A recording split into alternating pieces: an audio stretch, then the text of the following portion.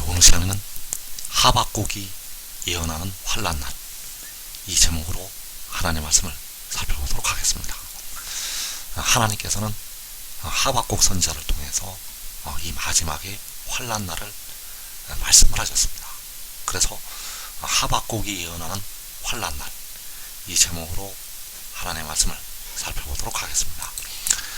그래서 하박국 3장 15절에서 주께서 말을 타시고 바다 곧 큰 물의 파도를 밟으셨나이다.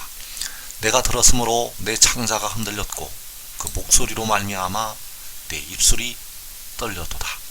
무리가 우리를 치러 올라오는 환난날을 내가 기다림으로 썩이는 것이 내 뼈에 들어왔으며 내 몸은 내 처소에서 떨리는도다.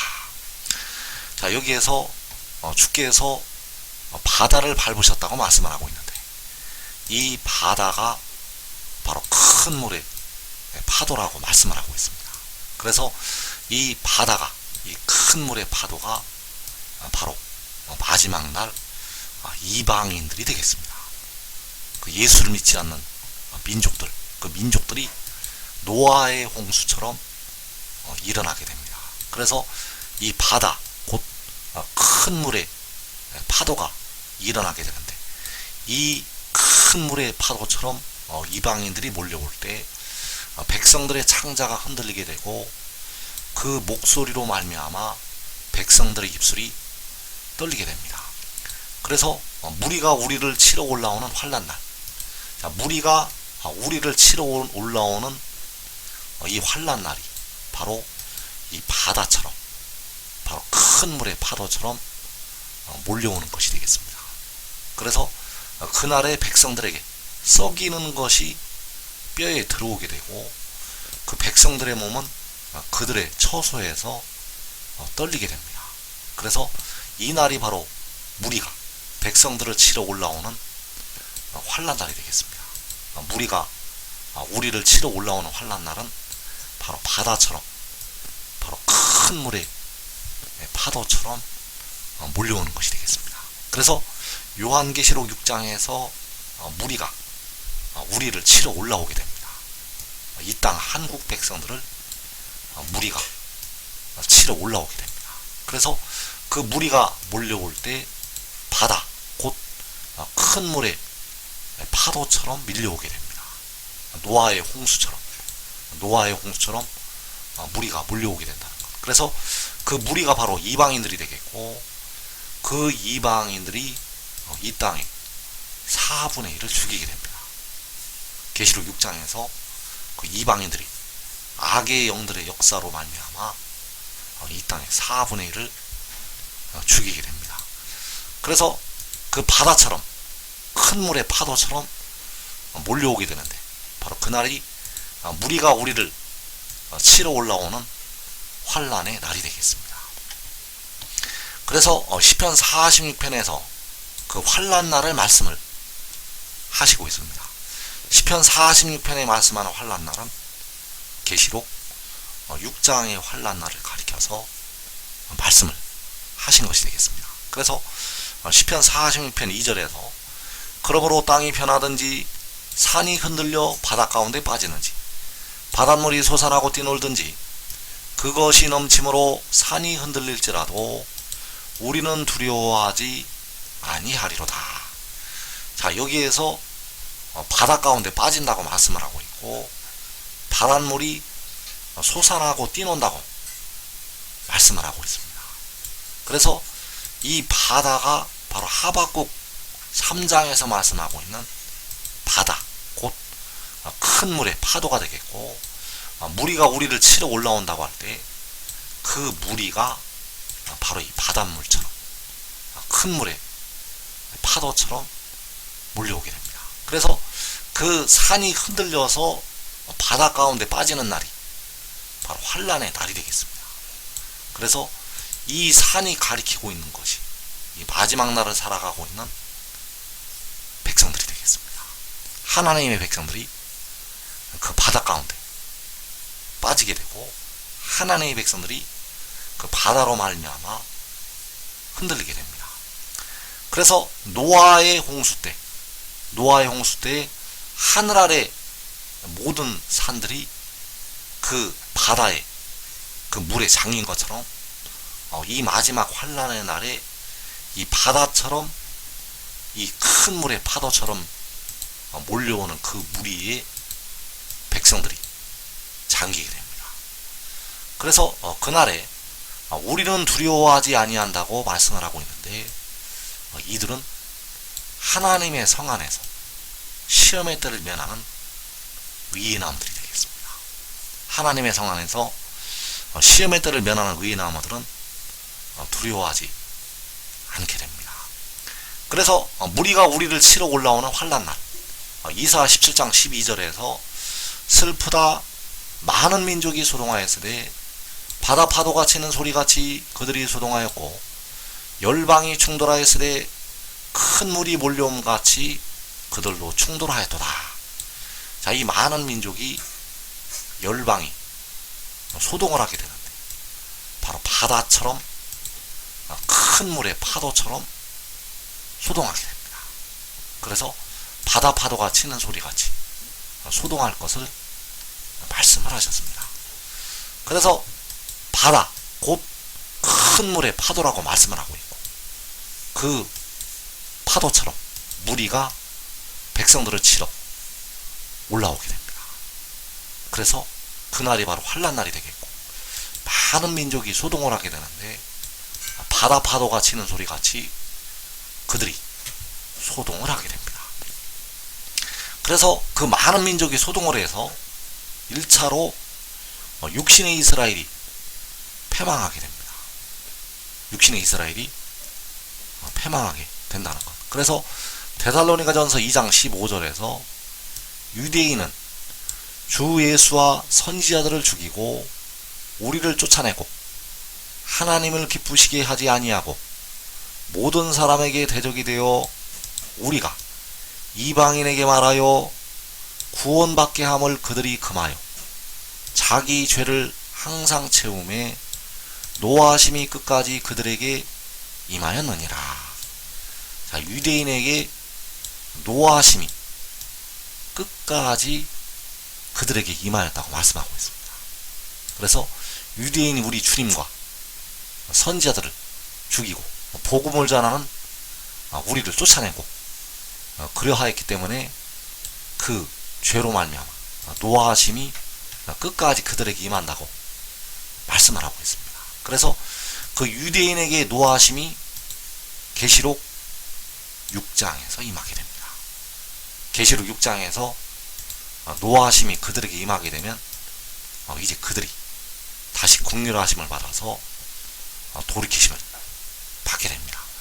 그래서 노하심이 끝까지 그들에게 임하였다고 할 때 많은 민족이 소동을 해서 계시록 6장에서 육신의 이스라엘이 패망을 하게 됩니다. 그래서 그 많은 민족이 소동을 할 때 2차로 예수 믿는 백성들에 대해서 박해가 임하게 됩니다. 이 일들이 아주 짧은 시간에 속히 임하게 됩니다.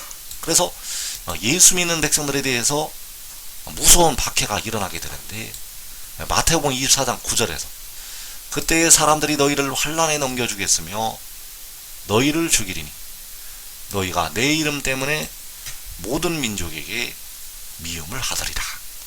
자, 이 모든 민족이 바로 바다처럼 곧 큰 물의 파도처럼 일어나게 되고 그 민족들에게 미움을 받게 됩니다.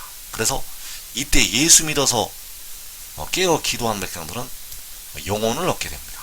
그래서 영혼을 얻는 예수 믿는 백성들이 다섯째인에 나타나게 됩니다. 그 죽임을 당한 영혼들은 영혼을 얻은 예수 믿는 백성들, 계시록 6장의 환란에서 영혼을 얻은 백성들, 그 큰 물의 파도처럼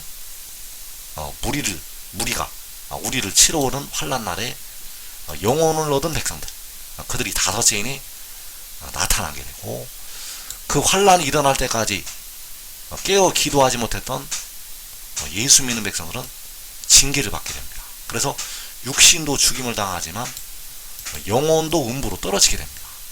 깨어 기도하지 아니하면 이 마지막 날에는 그 영혼이 음부로 떨어진다는 것. 왜냐하면 하나님께서 그 백성들을 징계하시기 때문입니다. 그래서 주님께서 라오디게아 교회를 향해서 내 입에서 너를 토하여 버리신다고 왜 말씀을 하셨는가? 바로 그 백성들을 징계를 하시겠다는 주님의 심판의 말씀이 되겠습니다. 그래서 많은 하나님의 백성들이 음부까지 떨어져서 징계를 받게 되고, 깨어 기도했던 예수 믿는 백성들은 육신은 죽임을 당하지만 영혼을 얻어서 다섯째인에 나타나게 됩니다. 그리고 그 많은 민족이 소동을 할 때 아람과 북이스라엘이 패망을 하게 됩니다. 그래서 이 아람과 북이스라엘이 가리키는 것이 마지막 날의 중과 북이 되겠습니다. 그래서 이사 17장 3절에서 이브라임의 요새와 다메섹 나라와 아람의 남은 자가 멸절하여 이스라엘 자손의 영광같이 되리라. 만군의 여호와의 말씀이니라. 자, 여기서 에브라임이 바로 북이스라엘을 가리키고 있고, 다메섹 나라와 아람의 남은 자, 바로 아람을 가리키고 있습니다. 그래서 아람과 에브라임, 바로 북이스라엘이 멸절한다고 말씀을 하고 있습니다.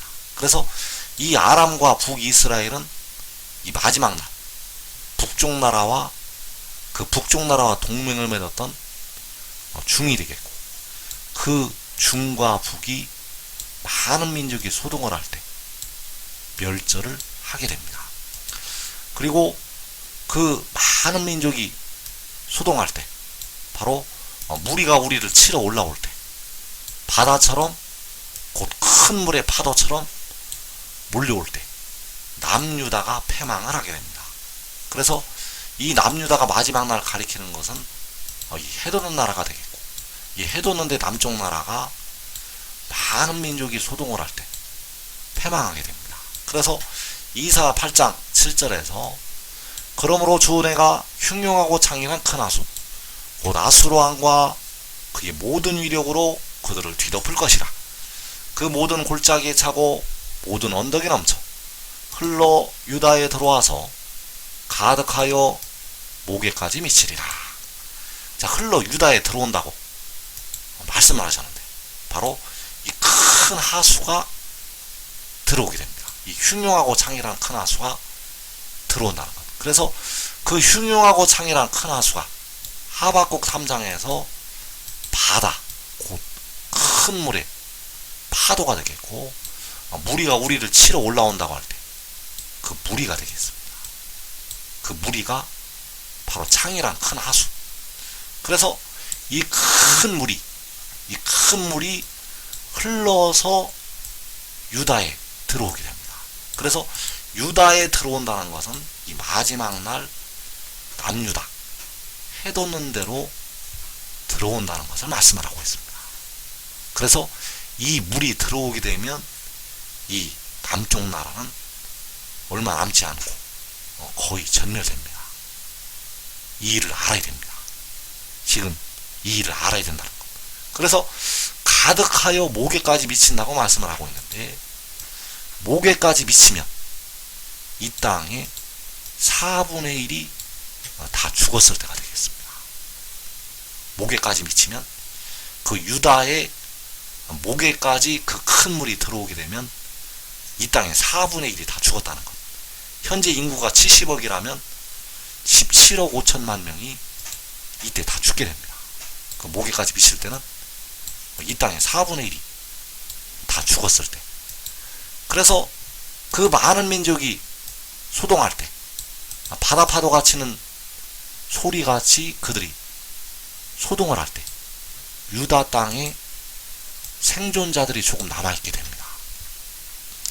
이 한국 땅에서 생존자들이 조금 남는다는 것. 그래서 이사 17장 6절에서 그날에 그러나 그 안에 죽을 것이 남으리니 감람나무를 흔들 때에 가장 높은 가지 꼭대기에 과일 2-3개가 남은 것 같겠고, 무성한 나무의 가장 먼 가지에 4-5개가 남은 것 같으리라. 이스라엘의 하나님 여호와의 말씀이니라.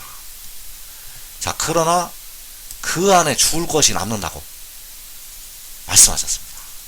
많은 민족이 소동할 때, 그 바다 파로처럼 소동할 때 유다 안에서, 그 하나님의 성 안에서 죽을 것이 남게 됩니다.